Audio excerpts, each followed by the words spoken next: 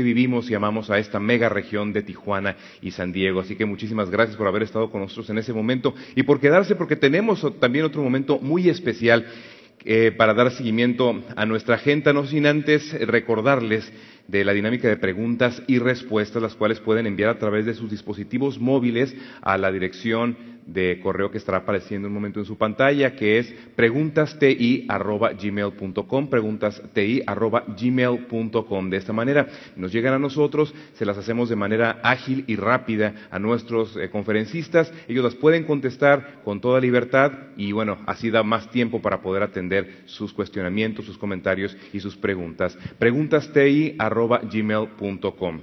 Y ahora continuamos con la presentación del siguiente invitado, que expondrá su conferencia titulada Una ruta al futuro de México. Para hablar sobre este importante tema, tenemos entre nosotros al señor Marcelo Ebrard, ex jefe de gobierno de la Ciudad de México. Marcelo Ebrard es un político mexicano afiliado al Partido de la Revolución Democrática, quien se desempeñó como jefe de gobierno del Distrito Federal de diciembre de 2006 a diciembre del 2012, año en el que el programa ONU Habitat lo nombra presidente de la Red Global de Ciudades Seguras. Ebrard ha prestado especial interés a asuntos relacionados con el cambio climático en favor de la Ciudad de México, del país y del planeta, por lo cual fue nombrado el 16 de diciembre de 2009 presidente del Consejo Mundial de Alcaldes para la Acción Climática. Además, fue galardonado como el mejor alcalde del mundo en el 2010 por la Fundación City Mayors. Marcelo Ebrard realizó una licenciatura en Relaciones Internacionales por el Colegio de México y se especializó en la Escuela Nacional de Administración de Francia. Les voy a pedir que me acompañen a recibir, como los tijuanenses sabemos hacerlo, al señor Marcelo Ebrard.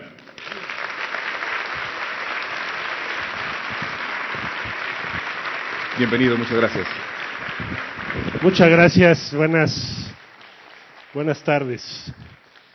Bueno, en primer lugar, habría que decir que me interesó mucho estar el día de hoy con ustedes, porque es una gran iniciativa plantearse algo como lo que está haciendo Tijuana Innovadora. En el resto del país no se conoce suficientemente lo que se está haciendo. Y me pareció muy interesante que se convoque un esfuerzo de sociedad civil, de instituciones, para ver algo que tiene que ver con la innovación, que yo creo que es uno de los problemas centrales que tiene nuestro país. Voy a tratar de compartir con ustedes entonces esa reflexión en torno a ese tema y le puse o pongo en el título que tiene que ver con el futuro, porque si seguimos pensando y seguimos haciéndonos las preguntas como razonábamos, reflexionábamos el siglo pasado, pues no vamos a tener resultados. Se necesitan nuevas ideas. Entonces, primero, por esa razón estoy aquí, yo diría, si hacemos una revisión de los últimos 20 años, 25 años, Tratado de Libre Comercio, grandes cambios en México, ¿qué resultados tuvimos positivos y qué resultados tenemos negativos? No solo por el Tratado de Libre Comercio, sino por todo lo que hemos hecho en los últimos 25 años. Entonces, efectivamente el comercio bilateral con Estados Unidos creció más del 500%, si lo comparan con 1993, efectivamente con Canadá casi el 200%, las exportaciones se han multiplicado por 4 en su valor, la exportación automotriz mantiene un crecimiento sostenido de más del 10% desde la firma de Tratado de Libre Comercio, 10% cada año. Tenemos una inversión extranjera directa también que se ha incrementado de casi 5,000 millones a 28,000 millones, según las cifras oficiales. Y se han equilibrado las finanzas públicas y se ha reducido el crecimiento de la inflación en México. Estos son los resultados positivos de los últimos 25 años.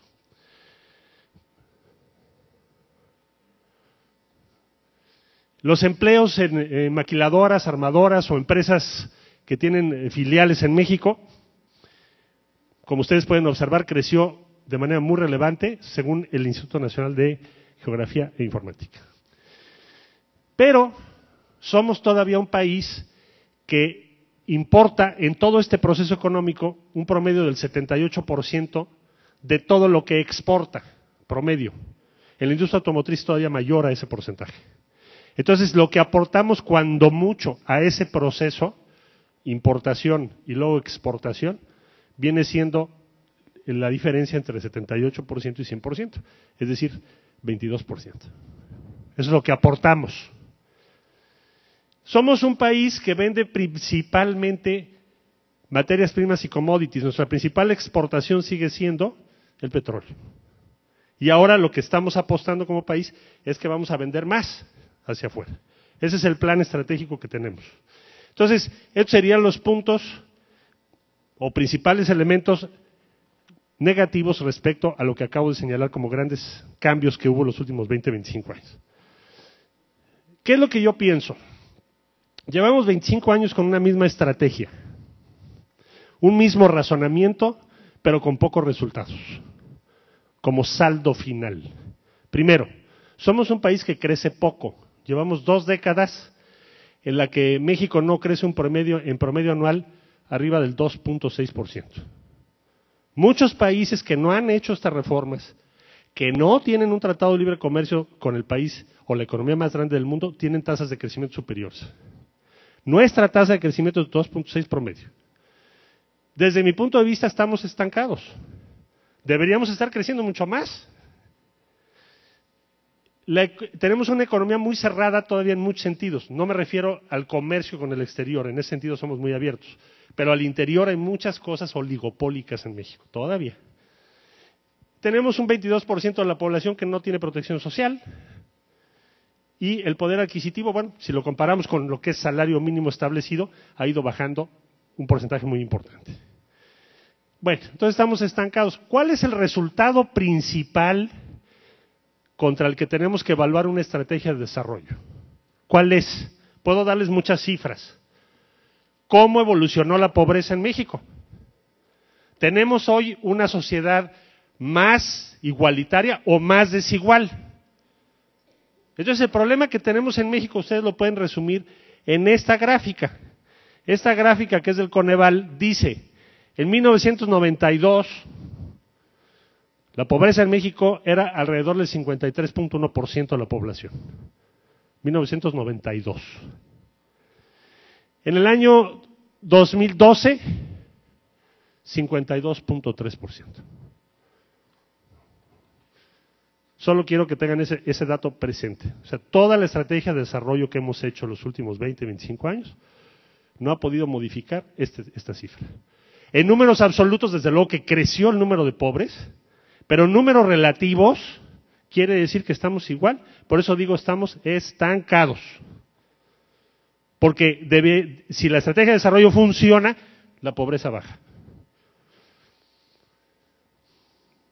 México somos un país, dice el INEGI, de clase baja. La clase alta en México es el 1.7% de la población, que tiene casi un tercio de la riqueza del país. La clase media es el 39.1%, de acuerdo al INEGI, y la clase baja el 59.3%. Digo, misma estrategia, pocos resultados. ¿Por qué? Nuestra productividad. ¿Cómo evolucionó la productividad en México respecto a otros países?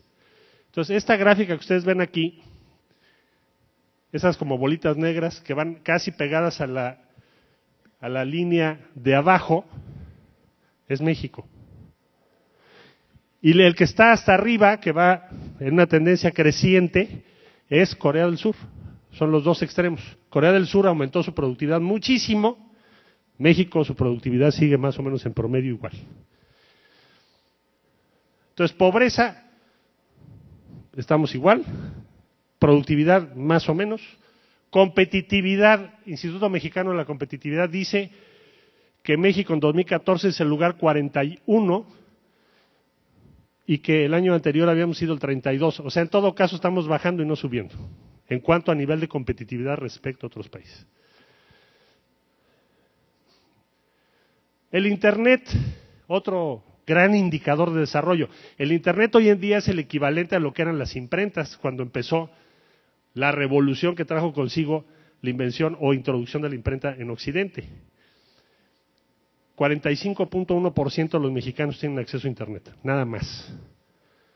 En Estados Unidos 78.6% y en Corea del Sur 82.7%, casi el doble.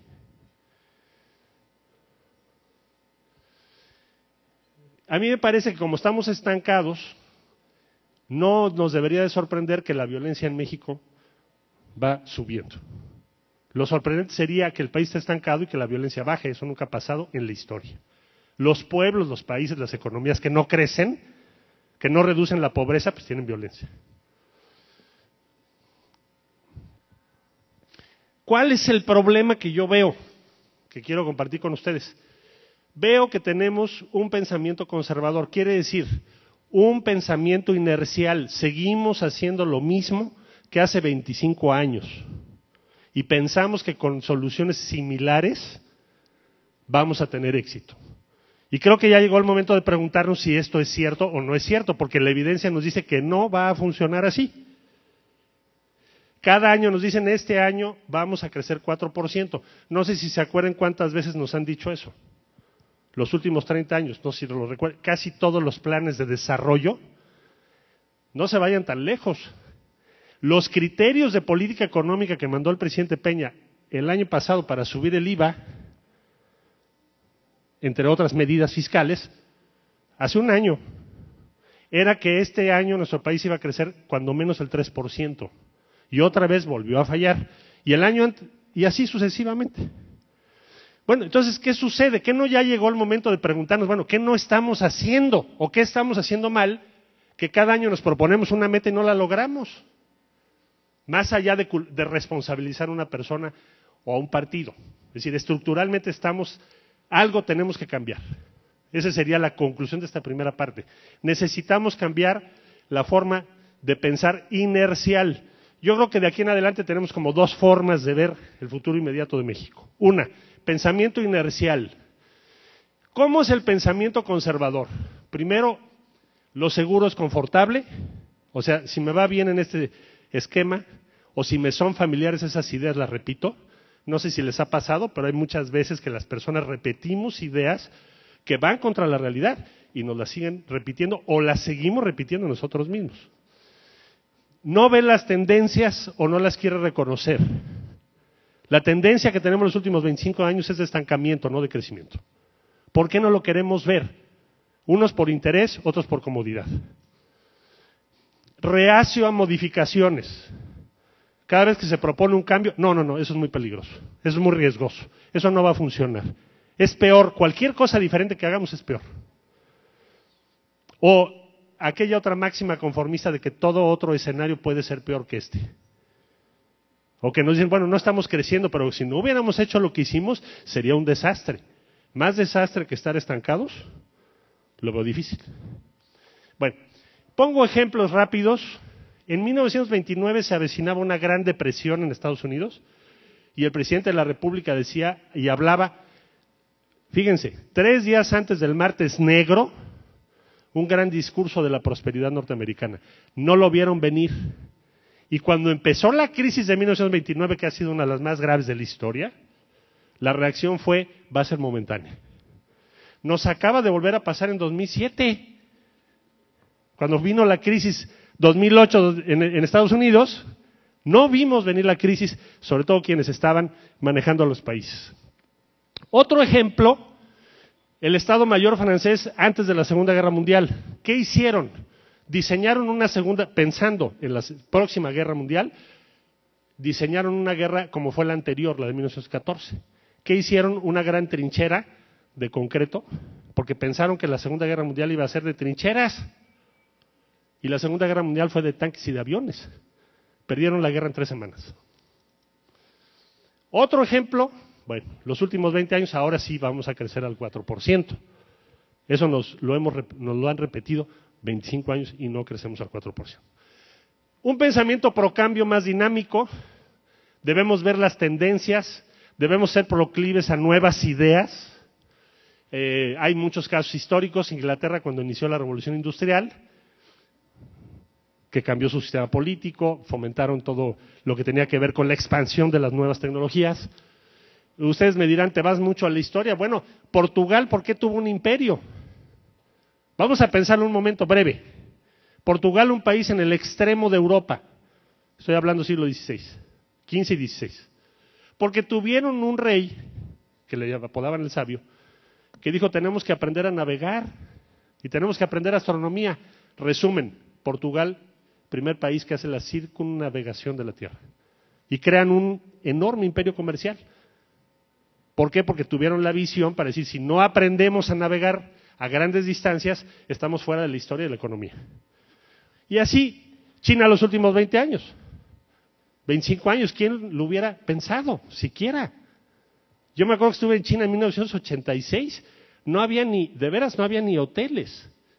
Shanghái estaba en una fotografía de los años 30. En apenas 20, 25 años, China es la economía más grande del mundo a partir de este año. De este año es más grande su economía en valor agregado que la de Estados Unidos.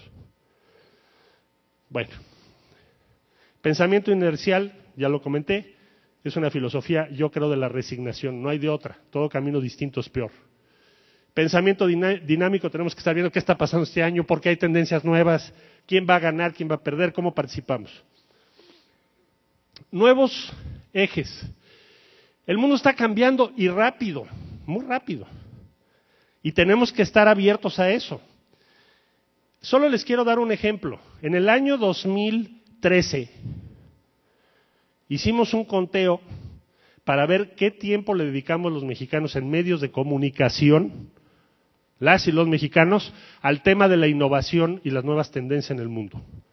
Respecto a la reforma fiscal famosa, le dedicamos a la reforma fiscal el 100% del tiempo, salvo 0.00013% que nos ocupamos de la innovación. Resumen de eso, no estamos en esa discusión. No nos interesa, no le dedicamos tiempo, esfuerzo y argumentos a la innovación. Lo vemos como un tema marginal. Después de 25 años, entonces, ¿es tiempo de qué? Pensemos otra agenda, otras prioridades. Veamos qué tenemos que hacer diferente o si no nos vamos a quedar como estamos, estancados. ¿Cómo hacemos una ruta al futuro? Bueno, esos son algunos datos muy rápidos. En 1974, Corea y nosotros, pensando en toda América Latina, teníamos la misma inversión en desarrollo tecnológico y científico parecida, 1974. Para el año 2007, la inversión coreana ya es 5 veces los niveles de América Latina y ellos han duplicado su ingreso per cápita. ¿Qué tenemos que hacer entonces? Bueno, pues es evidente. Estos son las patentes en México. En el año 1993 tuvimos 8,212 patentes solicitadas en México. 8,212. Otorgadas 6,183. Para el año 2011 ya teníamos 14,000 solicitadas y otorgadas 11,000. ¿Qué tiene esto de interesante?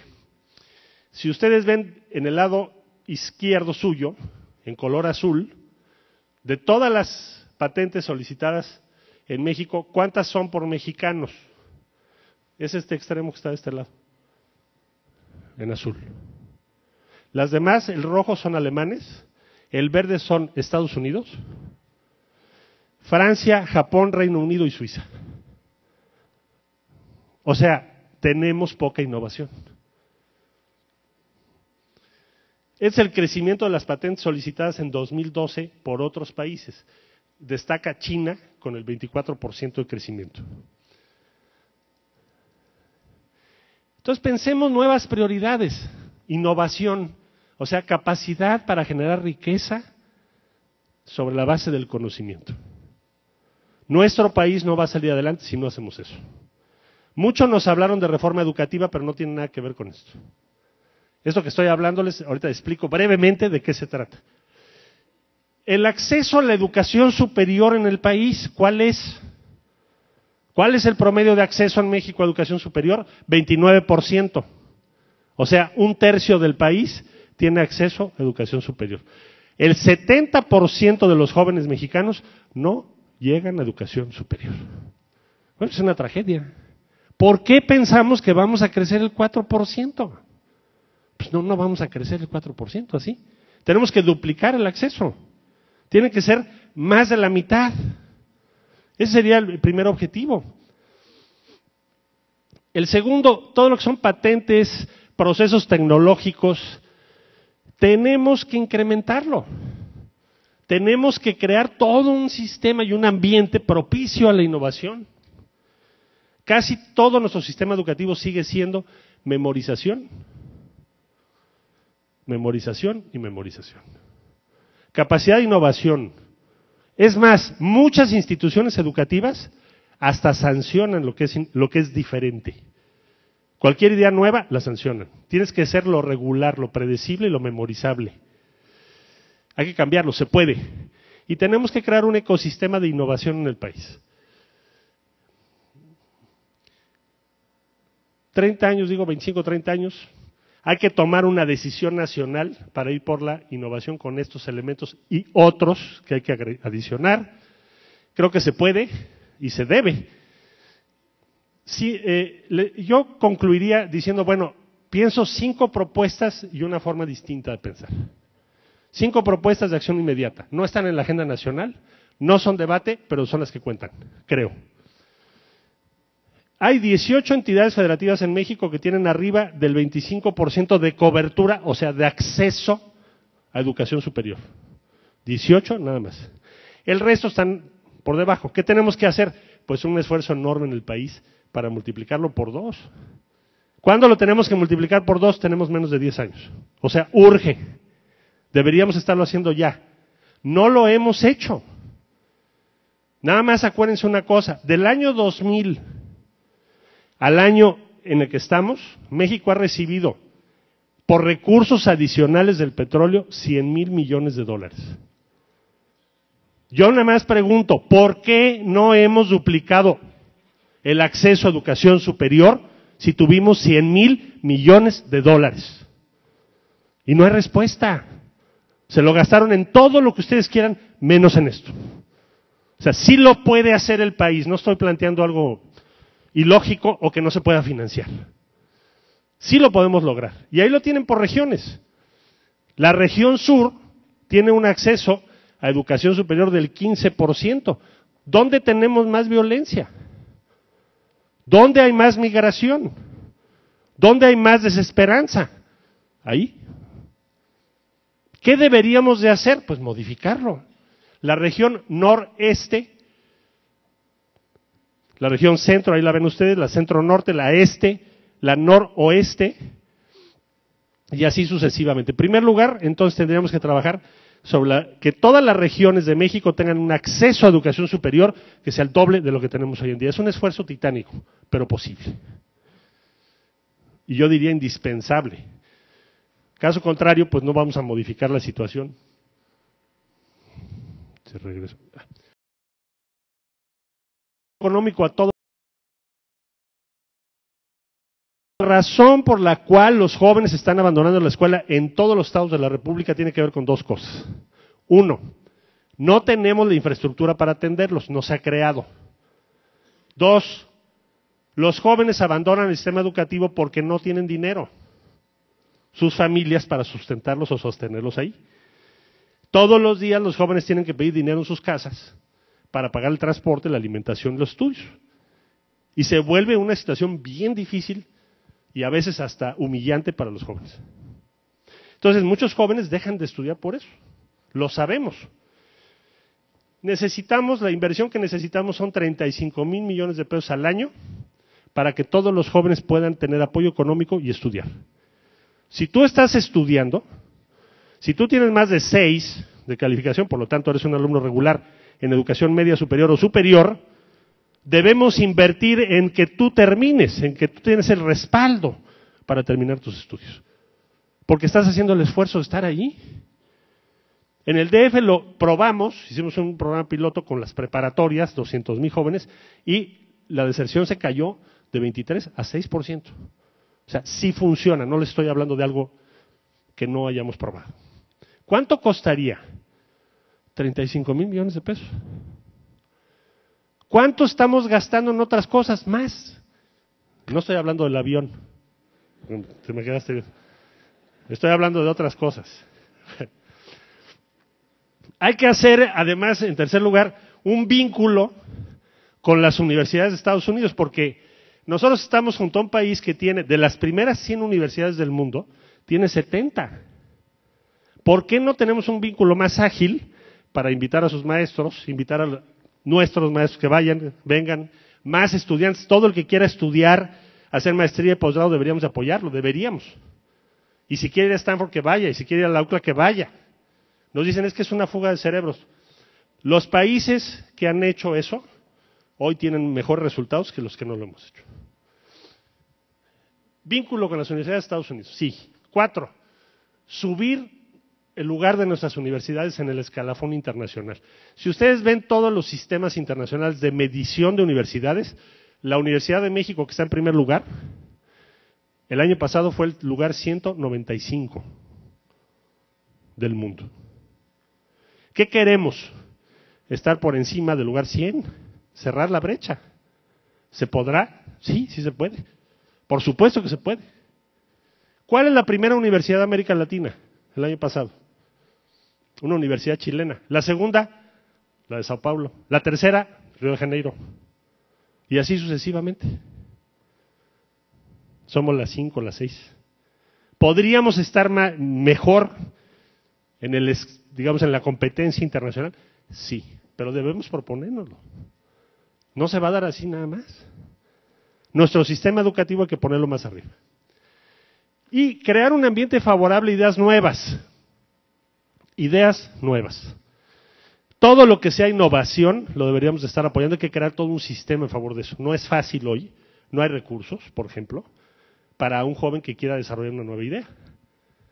Nuevas ideas tan sencillas como, por ejemplo, cómo hacer para reducir el consumo de energía en el norte del país cuando tenemos sol casi todo el año. ¿Por qué no estamos utilizando a mayor escala la energía solar? Sería más barato, por ejemplo. Nuevas ideas que tienen que ver con cómo usar el agua y reusarla, porque en la Ciudad de México, por ejemplo, ya no vamos a poder tener más agua. Hay un problema serio en todo el centro del país y yo diría en casi toda la República Mexicana. Muchas de esas nuevas ideas pensamos que es mejor comprar la tecnología de fuera o no apoyar nuestras tecnologías propias, o que no podríamos tenerlas. Les pongo un ejemplo. Acaban de reformar los artículos 27 y 28 constitucionales, tema petróleo, etcétera. ¿Cuál es el argumento que subyace a toda la exposición de motivos que, cuando ustedes la revisan, tiene varios elementos? Un elemento es decir que nos conviene porque vamos a tener más ingresos. Y otro elemento que subyace es que nosotros no tenemos la tecnología ni la vamos a tener para coordinar ese trabajo. Que mejor lo haga alguien más. A ver si les puedo compartir esa preocupación que tengo. El avión en el que vine yo acá a Tijuana es un avión brasileño. Los brasileños se propusieron hacer aviones. El avión brasileño tiene partes de todo el mundo. No quiere decir que todos lo hagan en Brasil, ¿verdad? Hay cosas que trajeron de China, hay cosas que trajeron de Estados Unidos, en fin. De todo el mundo tienen. Pero ellos diseñan, arman, estructuran y venden y manejan su empresa de aviones que nada más es la número 3 del mundo ahorita. ¿Nosotros qué hacemos en la industria aeroespacial? Está creciendo en México. Nosotros armamos y lo importamos, armamos, somos buenos, tenemos buenos técnicos, lo hacen y se manda afuera. Pero no tenemos una empresa que haga lo que hace la empresa brasileña. La pregunta es, ¿quién se queda el conocimiento al paso de los años? ¿Y quién se queda la mayor parte de la utilidad? Pues la empresa, en este caso brasileña, tiene mayor utilidad que la nuestra, que las nuestras. Y tiene más y mejores posibilidades técnicas de que cada vez la industria aeroespacial sea más poderosa. Eso es de lo que estamos hablando, es de lo que estoy hablando. Para el caso del petróleo es igual, porque los brasileños se propusieron hace algunos años, 2, 3 décadas de lo que estoy hablando, ese mismo periodo, que iban a desarrollar la tecnología para aguas profundas, petróleo. ¿Y qué creen? Pues lo lograron. Tienen tecnología para aguas profundas, que nosotros no tenemos. Nosotros estamos yendo por la idea de que es mejor que alguien más lo haga y nos pague una parte de las regalías. Eso es lo que dice la reforma. Es una filosofía, es una forma de ver las cosas. Yo creo que podríamos hacer las cosas diferentes. En ese y en todos los demás campos que ustedes se puedan imaginar. Entonces, crear un ambiente favorable a ideas nuevas que parte de la confianza en nosotros mismos. Ayer yo veía, por ejemplo, aquí hubo una exposición del doctor Quiñones. No sé si alguien tenga el dato, pero la mitad de todas las publicaciones científicas de México son sobre medicina. La mitad. ¿Por qué? Pues tenemos una ventaja comparativa respecto a otros países. No porque haya sido un plan de nadie, pero es donde tenemos más investigación. Hoy. México usa principalmente su cuadro de vacunas, son 100. ¿Cuántas vacunas se producen en México? 6. ¿Podríamos producir más? Claro, por supuesto. Podríamos, como ayer decía el doctor Quiñones, desarrollar más centros avanzados para neurocirugía, neurociencia, sí, pero nos lo tenemos que proponer como país. Solito no va a pasar. Tiene que ser una decisión nacional hacer eso. Lo podemos lograr, yo soy un optimista totalmente respecto a lo que puede ser el futuro de México en este siglo XXI. No desconozco todos los problemas que tenemos, que son muchísimos, pero estoy convencido, por lo que he visto, por lo que he estudiado, por lo que he viajado y visto en todo el mundo, que tenemos toda la posibilidad de lograrlo.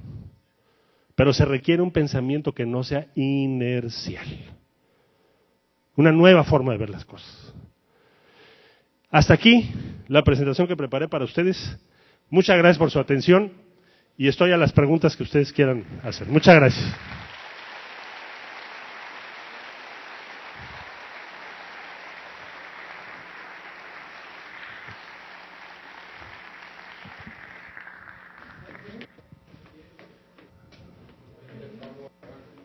Creo que iban a mandar preguntas por...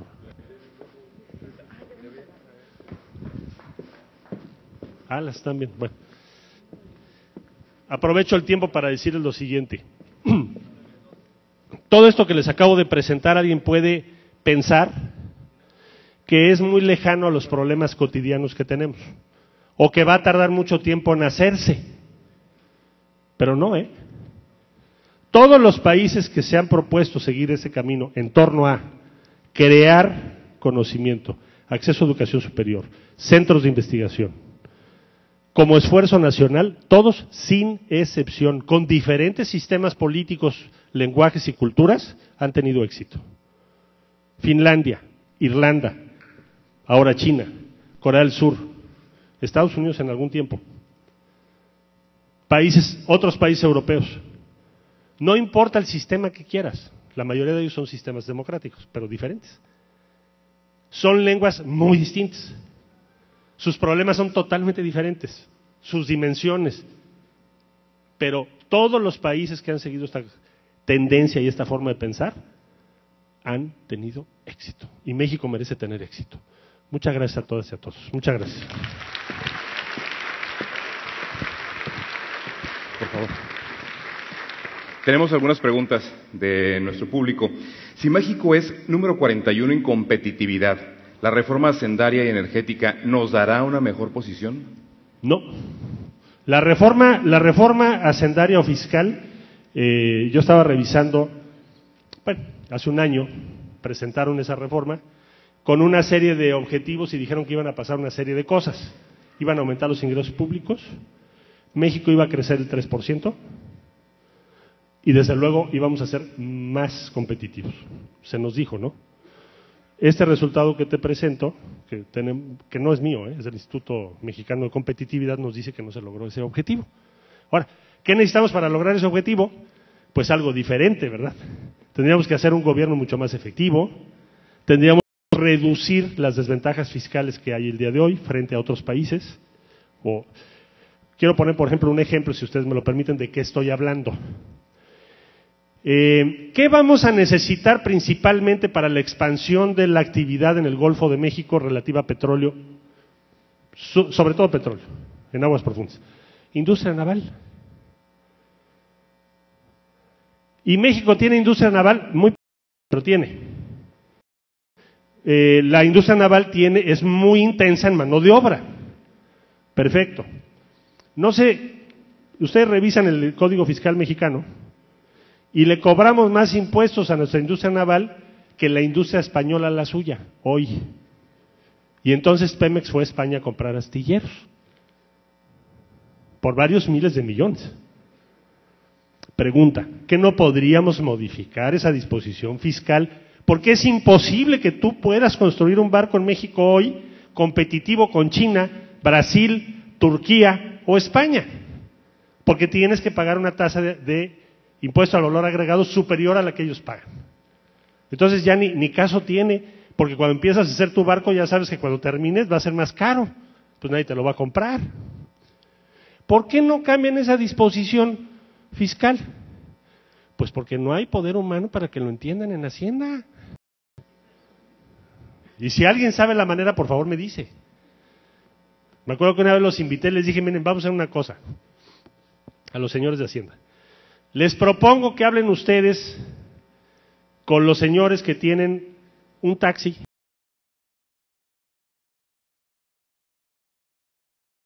El gobierno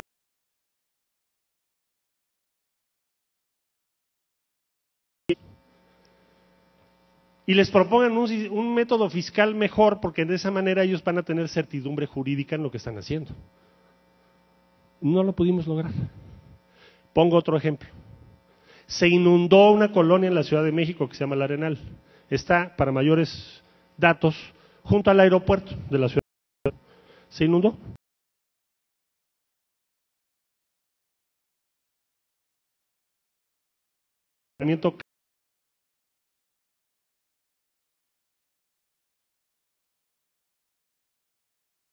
A cada una de las personas afectadas, siempre y cuando estén al corriente en su predial.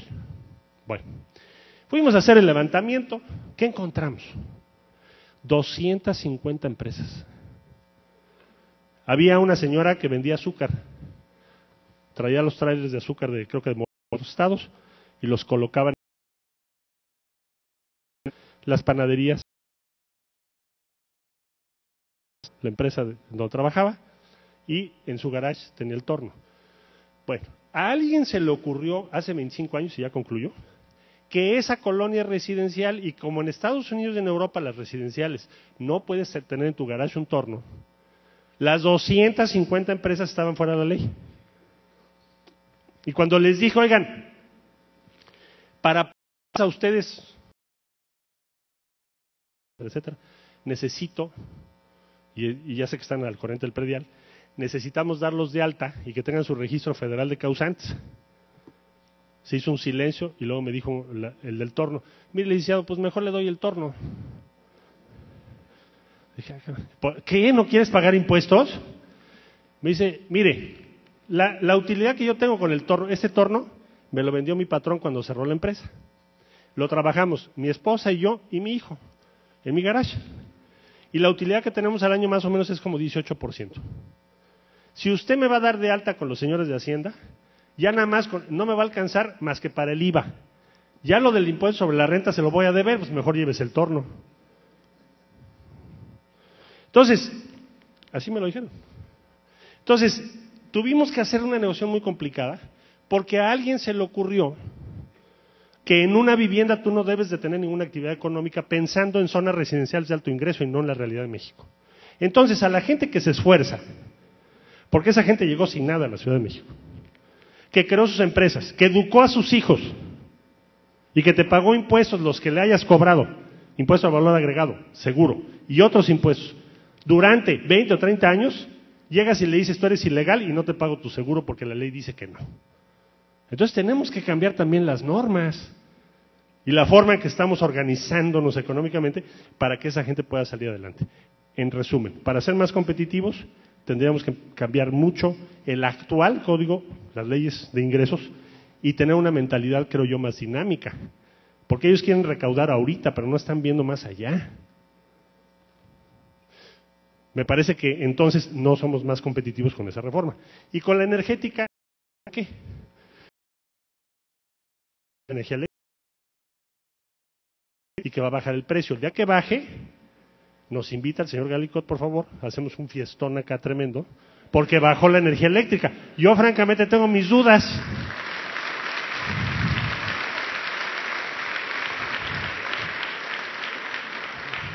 O sea que si baja, ya saben, tienen un fiestón aquí en Tijuana. Y precisamente hablando sobre reformas, ¿cómo ha beneficiado al país la homologación del IVA en la zona fronteriza y cuál es la expectativa sobre este tema? La frontera, una serie de disposiciones fiscales respecto a las maquilas. En resumen, lo que se argumentó es vamos a quitarle privilegios al norte, que está, quizá algunos de estos señores que promovieron estas disposiciones, habría que invitarlos de fin de semana, eso sí que se regresen el lunes, nada más de viernes a lunes, porque si se los dejan aquí ya no me van a querer, me van a reclamar. Entonces a lo que voy es, para que vean cómo es el flujo entre San Diego y Tijuana, me lo estaban explicando hace rato, si metemos el 16% acá, Walmart Tijuana es más caro que Walmart San Diego, ¿sí o no? ¿Qué se ganó? Nada, pues nada más perdimos competitividad por la interacción que hay entre ambos. Entonces, desde mi punto de vista, no ha sido acertado. Y tampoco nos va a traer más recaudación. Ejemplifico. Si tú antes comprabas en Walmart Tijuana y ahora compras en Walmart San Diego, los impuestos ¿dónde se quedaron? Pues en San Diego. Entonces alguien tiene que hacer la suma y resta para decirles a los señores de Hacienda, que ya dijimos, invitados viernes, se van el lunes temprano, para decirles el saldo final de tu disposición, muy probablemente en sentido inverso supondría. Entonces no creo que haya sido una buena medida. Ese es mi punto de vista. ¿La corrupción e impunidad se elimina con la mejor educación o primero se tiene que erradicar esos males donde ya están para un exitoso progreso educacional innovador? Para eliminar la corrupción se requieren muchas cosas, pero yo diría que lo principal, necesitas que tu clase media en el país sea la inmensa mayoría del país. Es decir, los países que tienen grandes clases medias, no un porcentaje minoritario, sino un porcentaje mayoritario, son los países donde tienes menos corrupción del mundo. Los países donde tienes más desigualdad son los países donde tienes o tiendes a tener más corrupción y problemas en el mundo. Claro que hay variaciones, no digo que sea la única razón, pero sí creo que sea definitiva o muy importante para explicar eso. Entonces, propongamos en esta generación que si tenemos vida, y ojalá así sea dentro de 25 años, y podemos volvernos a reunir, digamos, la pobreza en México pasó del 53% al 12%. Y yo creo firmemente que ese día tendremos una democracia muy fuerte, un país muy próspero y desde luego mucho menos corrupción que la que hoy tenemos. Ese sería mi punto de vista. Oye, ¿hay que esperar todos esos años?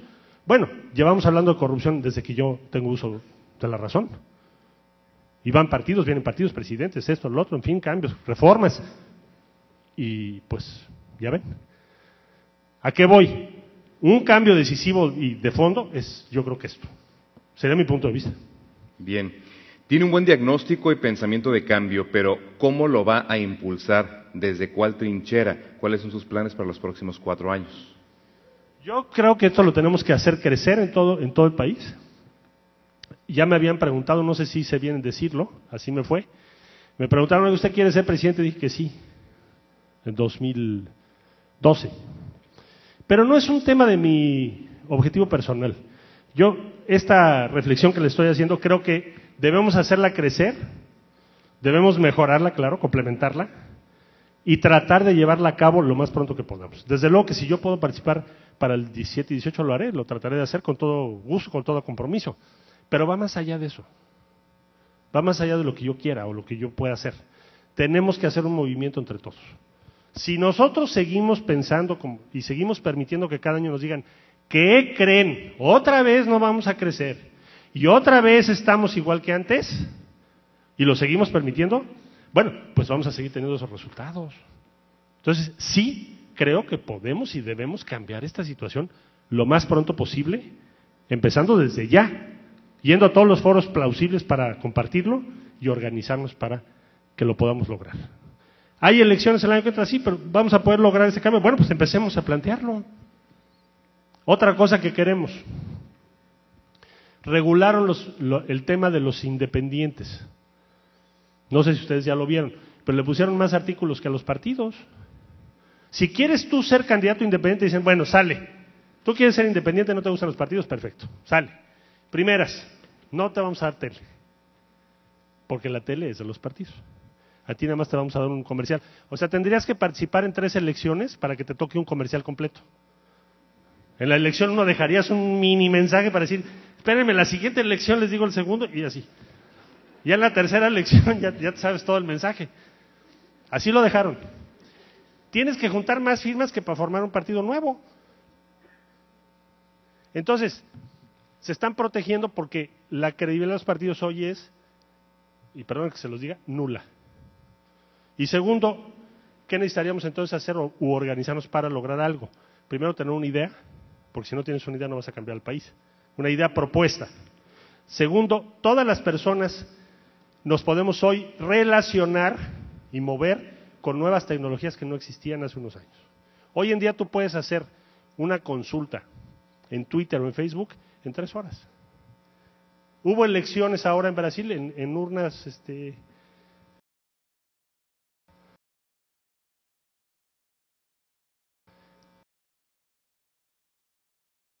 a lograr. Y pues yo ahí voy a estar participando todo lo que sea que esto cambie. ¿Por qué? Porque me parece que si nosotros no hacemos algo, todos los que estamos aquí, pues probablemente no va a cambiar. Y no sé cuánto tengan ustedes planeado esperar para que México tenga resultados. Yo diría que ya nos surge y ya eran para ayer. Entonces vamos a hacerlo. Y desde luego pues yo estoy aquí a sus órdenes.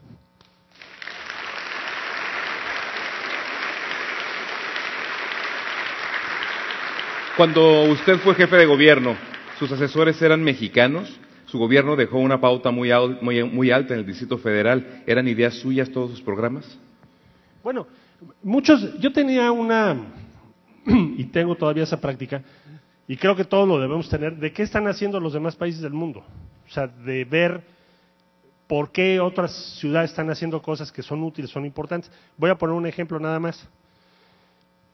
A mí me educaron en la ciudad siempre, en lo que escuché en mi generación, además de que siempre estábamos en crisis, o en devaluación, el tema de que lo bicicletero, o sea, andar en bicicleta, era como peyorativo.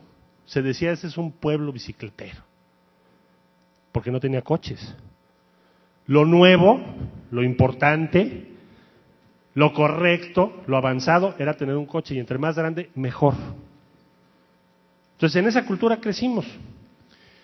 Entonces se hizo en México el viaducto Miguel Alemán con 2 carriles, luego le hicieron un tercero antes de que yo llegara con pintura. Dije, pues ya déjenlo con 3 carriles como está. Entonces,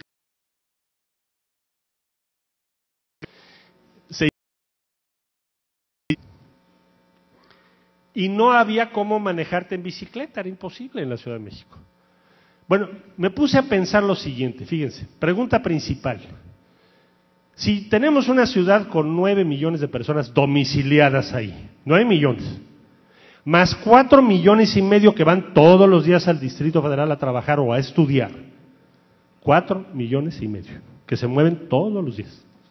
Es como mover Guadalajara completito, de un lado al otro. Entonces, si tenemos 13 millones, digamos, números redondos, al mismo tiempo, luchando por el agua, por el espacio, por el lugar de trabajo, por todo, ¿cómo podemos tener una comunidad? ¿Es posible tener una comunidad cuando en el 0.8% del territorio nacional está casi el 20% de la población?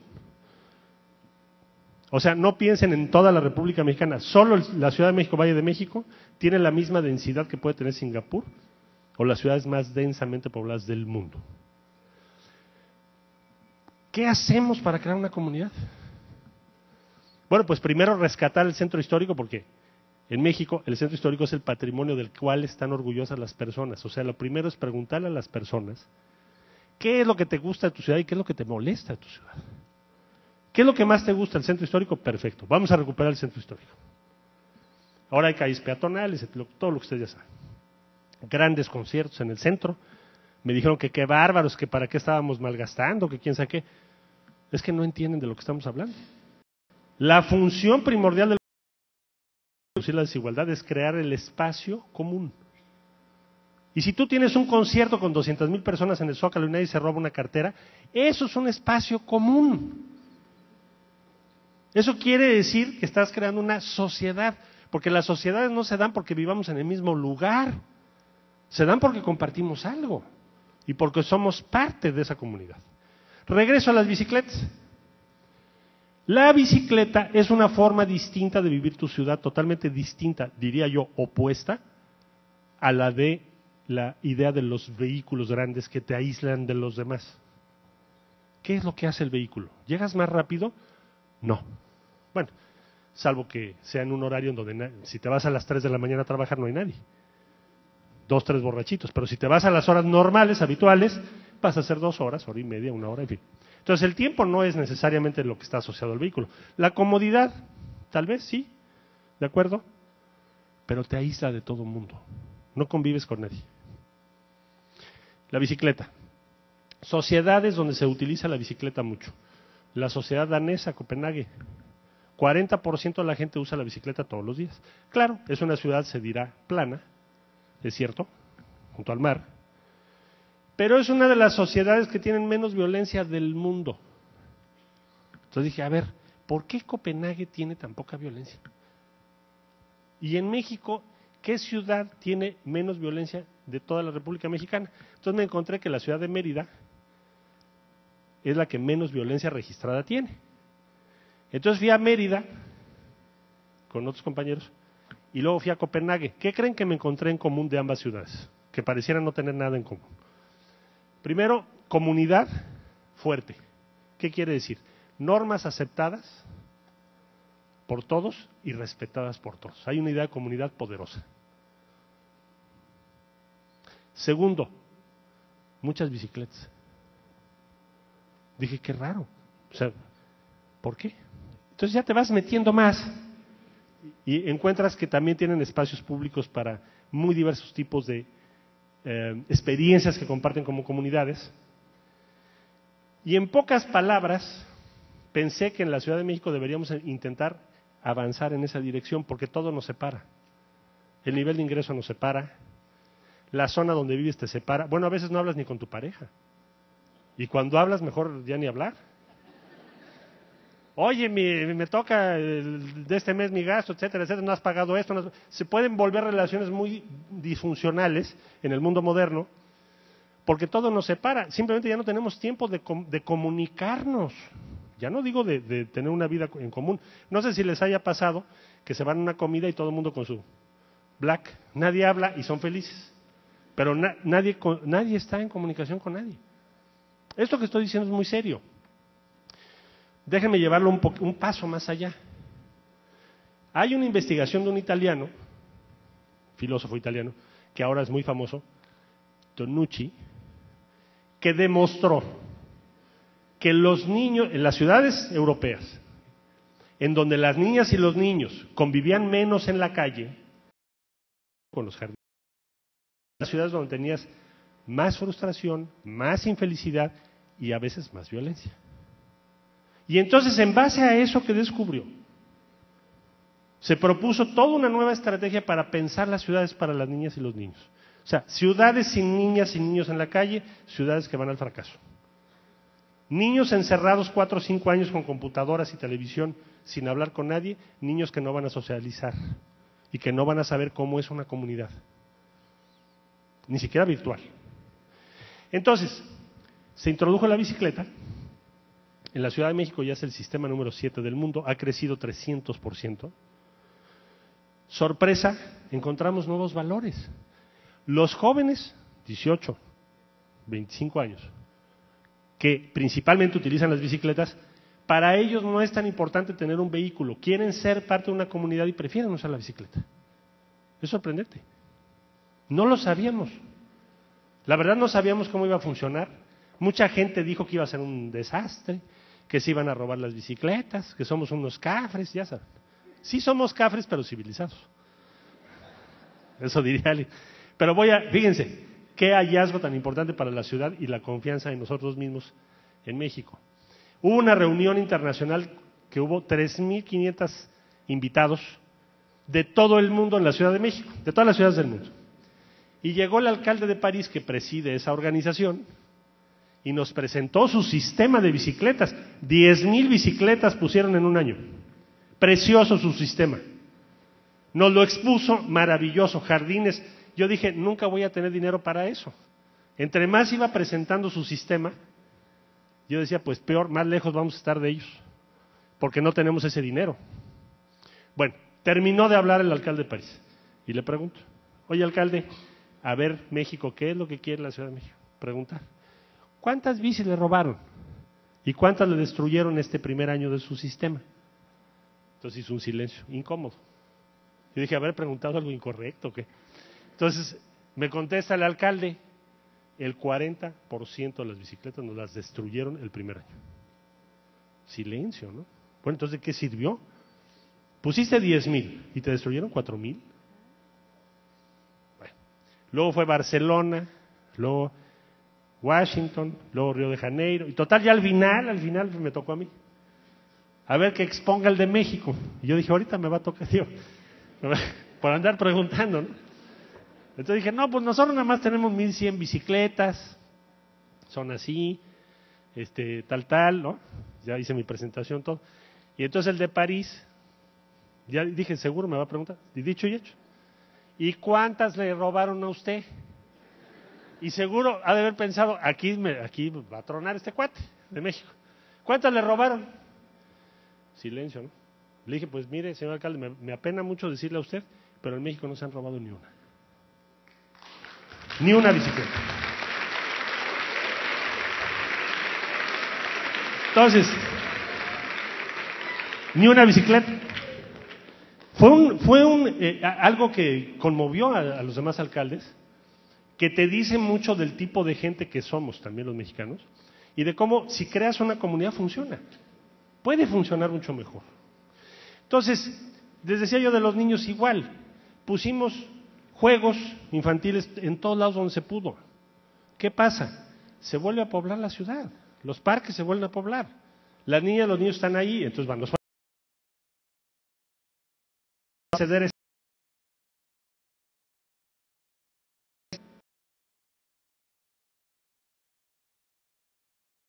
lo que es buscar que haya igualdad, acceso de todos a los bienes culturales, al entretenimiento y a todo. Y de no perseguir a nadie porque decida amar a alguien, no perseguir a nadie porque piense de otra manera en términos religiosos. O sea, que tengas una sociedad donde la libertad funcione. Concluyo diciéndoles, todo esto de lo que estoy hablando se puede y se debe llevar a cabo, y tenemos un gran pueblo si le damos la oportunidad nada más. Y lo que les dije de las bicicletas se puede decir de muchísimos ejemplos, y de eso se trata Tijuana Innovadora, y por eso me dio mucho gusto acompañarles en este día. Muchas gracias a todas y a todos. Muchas gracias. Gracias.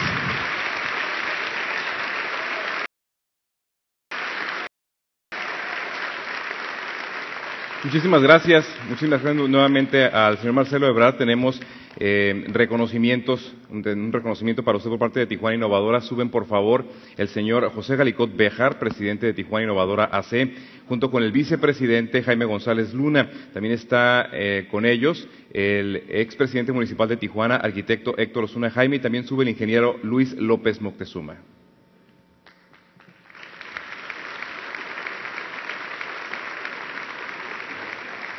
Quiero saludar con todo respeto a mi amigo Luis López Moctezuma, ex rector de la universidad y el único hombre en Baja California que él copió su nombre de un edificio. El edificio de la Universidad de Ingeniería se llama Luis López Moctezuma.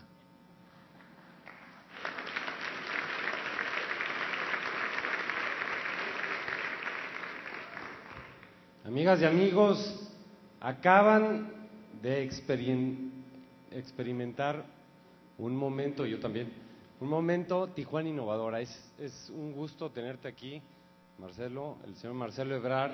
¿Y saben qué está padrísimo? A ver si coinciden conmigo. Un político que diga cosas que tienen sentido. ¡Wow!, ¿no? Está interesante.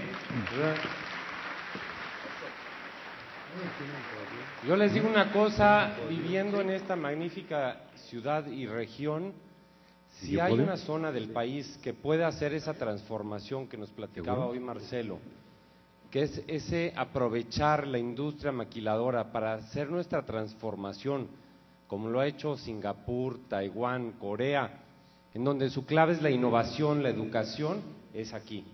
Y el reto es para nosotros, una sociedad involucrada es una sociedad ganadora. Bien, amigos, vamos a pedirle al ingeniero Osuna, Jaime, es mi brother y no me acuerdo su nombre porque se me va la patín. Muchas gracias. Arquitecto, por favor. Hay ciertas diferencias ahí importantes. Arquitecto Wiener. Muchas gracias, Marcelo, verdaderamente por venir a traer un pensamiento de cambiar la forma de pensar. Esa es toda la idea de lo que estamos promoviendo en Tijuana, de lo que todos los tijuanenses se han dado a la tarea de organizar. Este evento está organizado por mayoritariamente gente voluntaria, mayoritariamente gente que está preocupada porque Tijuana sea un lugar mejor de donde vivir, y siempre escuchar a alguien que ha enfrentado retos como el haber sido el jefe de gobierno del Distrito Federal por todo el tiempo que te tocó y por todas las experiencias que ha tenido el gobierno, pues es muy interesante para todos nosotros. Te queremos entregar un pequeño recuerdo, es una estatuilla que es un Wiener, porque lo hace el arquitecto Jack Wiener. Es una estatuilla que lo único que dice es el agradecimiento por darte el tiempo de venir a platicar con los tijuanenses, y que Tijuana así está muy lejos del DF también. Hay muchas cosas que aquí muchos han innovado y creo que son mucho y muy ejemplo para todo el resto del país. Que te lleves un buen recuerdo de Tijuana. Muchas gracias. Amigos, de eso se trata. De eso se trata. Tijuana Innovadora está creando comunidad, está creando ciudad, está creando ciudadanos. En este momento, en este instante, hay 3,000 jóvenes ahí en donde está Liverpool, simultáneamente trabajando. Y aparte, todo lo que decimos que hacemos, lo hacemos. Ahí están 3,000 jóvenes trabajando y compitiendo en computación. Tenemos a otros muchachos en los talleres, nos ha ido de bien, los talleres han estado llenos, ya nos quedan pocos, ojalá insistan. Y también tenemos aquí arriba en el teatro Monsiváis, también estamos dando pláticas con científicos que vienen del Silicon Valley. Todo está pasando ahorita, esto continúa por unos días más. Ellos dijeron hoy en la mañana que a lo mejor hacíamos otro, yo creo que está difícil, pero si ustedes nos acompañan en el resto de la jornada, tenemos ahorita a personajes increíbles, qué orgullo y qué honor. Y quiero decirle que el señor Ebrard fue un factor muy importante para que se realizara nos dio su apoyo en México, nos presentó a personas muy importantes y fue muy gentil. Un agradecimiento de los tijuanenses para el señor Ebrard.